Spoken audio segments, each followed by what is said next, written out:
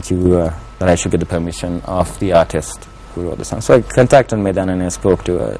Off the bat, she was very sort of excited because she had heard my version of the song. It was very exciting for me to have her excited on the phone call. So it was two people who are constantly excited to have a conversation. So I went off really well, and she was really happy about the song. She was also thanking me for what has become because of the song. How people are starting to look at things in a different light to see that you cannot. It's wrong to kind of hit, and we believe this, we know this, we practice it every day through our religions and our beliefs. That's one thing we have to remember. So yeah, she's a very fun girl, and I think she has a couple of stuff that she's got planned for her future. I think she's planning to put a book or something together. I think wait, you were telling me, Anupama, that this was she was mentioning in a video that I saw online that she was writing a book. And the song was derived out of the plot. So let me get this straight. This was a marketing strategy for her book? Something like that, yeah. She's actually writing 3 novels. Oh, so it's like Twilight, but the... not exactly a connected version. Okay. But like that. something of that idea, I'm guessing. Have you guys supernatural idea. Okay. Have you guys read the book? Because I No, she hasn't put it out yet. She's still writing it, according to what I saw. But whatever she did, I think that's a great way to get your book. Like, buy my book. Yeah, I know. You never really know. That could be like subliminal messages in that video, like, buy my book. Who's laughing now? And she has a theme going on, She has very different ideas. She talks about supernatural stuff, out of this world stuff. So like, for example, werewolves, if I'm correct. Werewolves, falling in love with aliens. That was the whole concept, actually. And them having a very ambiguous relationship and then breaking up. That was the base. And the one thing I really knew was that this one word she said, which I kind of got. Okay, so they drive around in a sports car. Oh yeah. So that was pretty interesting. Okay, so at first it made me laugh. Yes. But now since you met, like, when you really put that in, that's a pretty cool picture, Just imagine a werewolf and an alien in that sports car. Yeah, because people were asking her why she was mentioning the BMW, and then she was like, the ex-alien and the werewolf are having fun in the BMW. We're like, okay then. That's a very creative thought. Like for instance, when here's my take on this, right? And you guys are completely free to kind of shoot me down on this. When the guy that came up with Teenage Mutant Ninja Turtles as a concept for a cartoon series, what was he thinking? He took turtles, which were practically the slowest things on Earth, decided to make them ninjas, gave them an age group, and said, you are now Teenage Mutant Ninja Turtles. And you're also mutants. So and named after, like, some of the greatest artists in the world. Yeah. And so you ask yourself, if we think something is ridiculous, it's only ridiculous because we're not opening our minds to the possibility of that being a reality. Exactly. So, but with that said, it would be a very interesting visual to see a werewolf. I kind of see it in a pink car, though. Yeah. Anyways, with that on my mind, we're going to take a real quick break. But coming up on the show, we do have a lot more fun with B himself, and we're going to play a game. I'm not sure what the game is going to be. Yay, game! Oh, is that what you're talking about before? Yeah, we're going to try the game. Okay. All right, also visit our Facebook page on www.facebook.com/Good Morning Sri Lanka. Click the like button and stand the chance to win merchandise by MTV. We're going to a quick commercial break, and we'll be right back.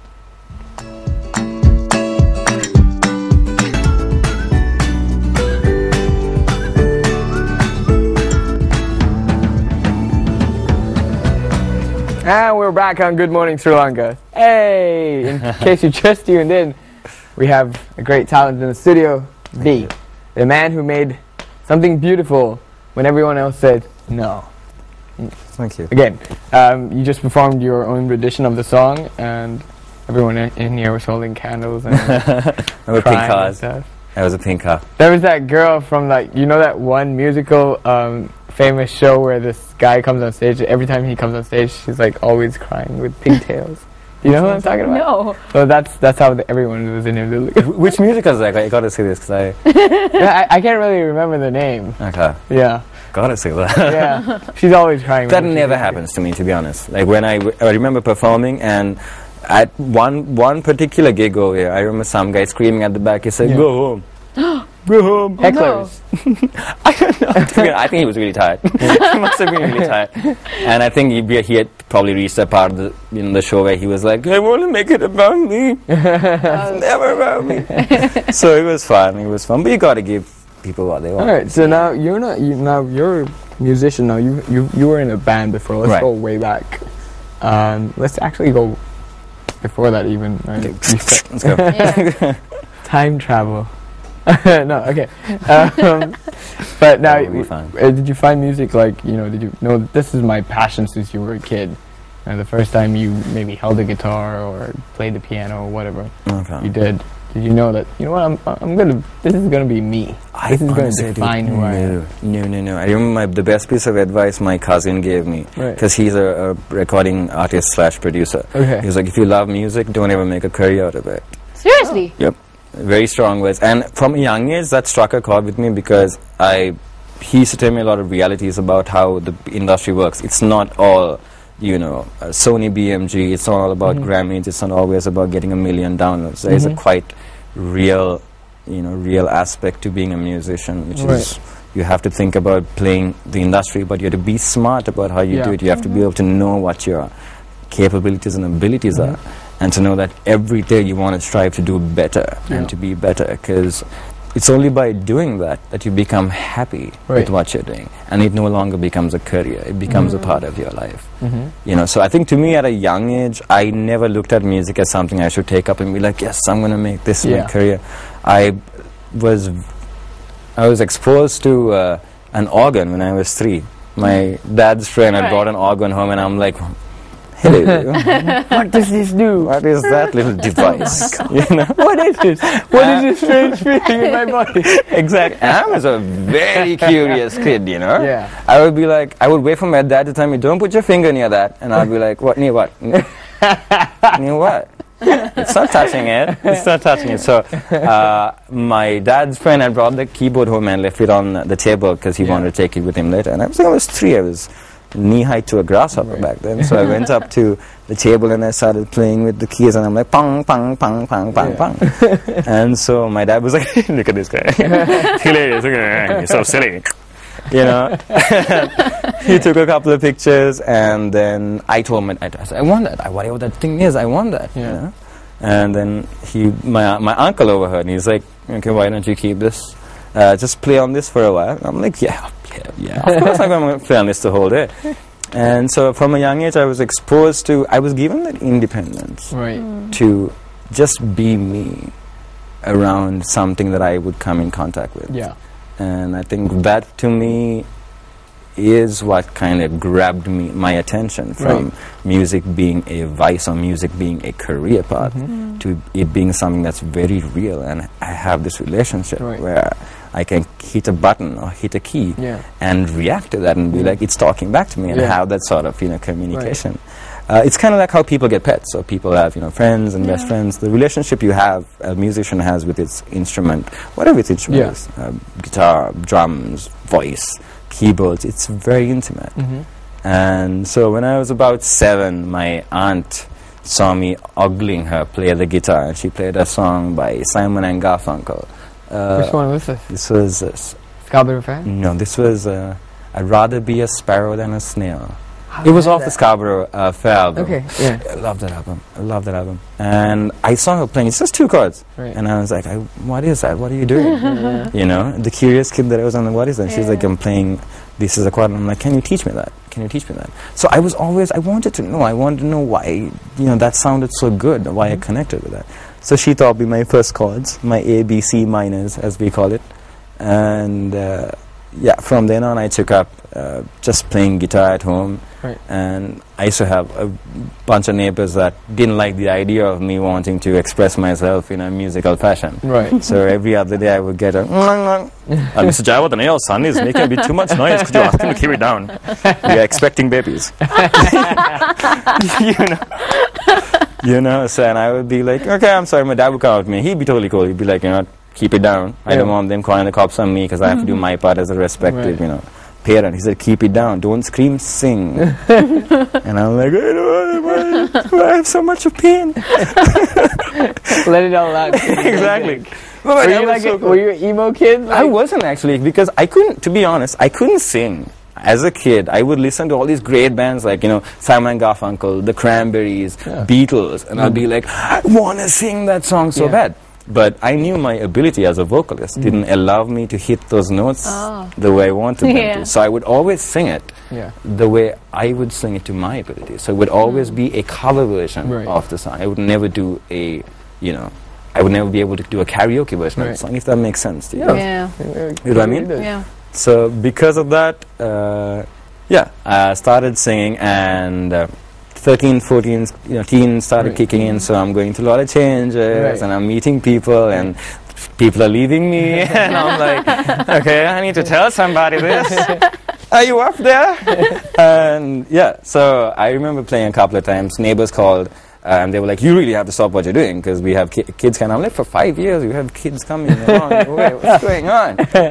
Pretty interesting. What is going down there? Where was this? Done, next, done. And the days where I think things would get real, cumbersome for me to jam out, as they say, I would sneak, I would take my dad's car keys and, sneak into his Mitsubishi Celeste sports car. I'd lock myself out. And it's soundproof, so it's one of my first encounters to a soundproof environment. And those were it's because of that I enjoy being in a soundproof or a studio environment now, because that much of deafening silence can only motivate you, because you're practically given a blank canvas to do whatever you want to. So that makes so much, dude. That is so cool. You know what I mean? Like, and with that, since you have to be able to sort of, like, to me, what I never set out saying I wanted to write a song. I'm just going to write a song. I'm going to sit down and write the best song in the world. I never thought that. I was always thinking, I'm feeling something, and I have to put what I'm feeling down to words and into melody. So you start out by just putting a feeling or a thought out there, and you just keep working and building on that until eventually you don't realize it, but you have a song. Right. And so from then on, we got didn't join the whole school band. Went through the phase of having a school band. I was a guitarist. I didn't want to sing. I'm like, no, y'all sing. I'll play guitar. This is your first time in a band? This is my first time in a band. How old were you? I was 16. Okay. School buddies, best mates at that time. We just had a camera and a couple of guitars, and we wanted to live the dream. Okay. You're like, yes, it could be us, you never know. You got the golden ticket. I see what you just did there. You just quoted Charlie and the Chocolate Factory. Exactly.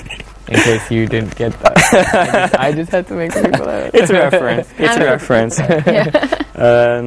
So we just started jamming, and we just writing some songs together, and we came up with our first song, Fade Away, which was a really big hit over here, and like the local stations wanted to play that, so they wanted. So we were like, cool, it's building up. We played a couple of gigs over here, and then we get the mammoth of all calls. Rolling Stones magazine, India, Hard Rock Cafe, you guys have won the award for best band in Sri Lanka, come and perform. And I'm like, we didn't even know that we had applied for this. Some fan had posted our song on the page, and that's how they got to know us. So I was like, are you sure you have the right number, sir? This is the fire department. And so with that, we went to India, and I think, to be honest, like, in terms of performances, I mean, I really love playing at home. I really love playing for, my countrymen and my family and my friends. But there is something about performing with people that you haven't met before, that is both challenging and uplifting, because you get to connect with somebody that's completely quote-unquote alien to you on a very fundamental level, and you live off that energy that's given from them to you, and it's almost symbiotic. And to know that, even like a good example is when we got off stage, there was this guy that had to come all the way from Bangalore just to see us play, because he had heard about us and he heard our music. And he's not Sri Lankan? He's not Sri Lankan, he's Indian. So we were really touched, and he couldn't